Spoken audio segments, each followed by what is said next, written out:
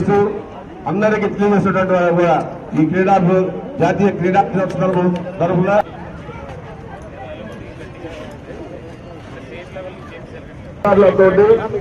మరియు క్రీడాకారులు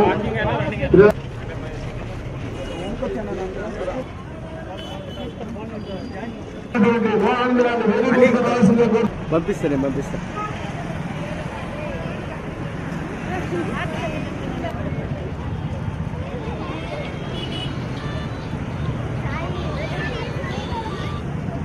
హలో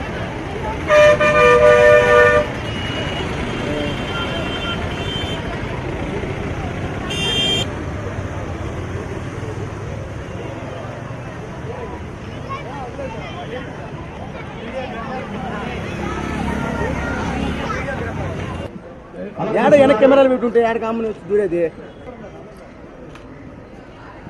అన్ని కెమెరా కట్టని తెచ్చి పెడితే వాళ్ళు ఒప్పుకోవడం అందరూ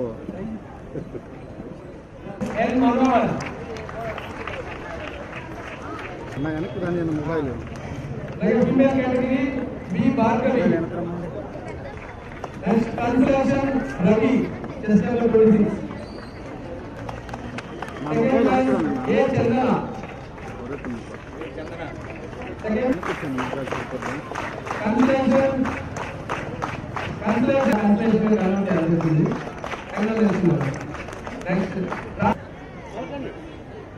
I take the pledge to lead an active and a healthy lifestyle, to take out 30 minutes every day for my fitness and health. So అందరికీ నమస్కారము. సో మనకు first of all national sports day భాగంగా మీ అందరికీ శుభాకాంక్షలు తెలియజేస్తున్నారు.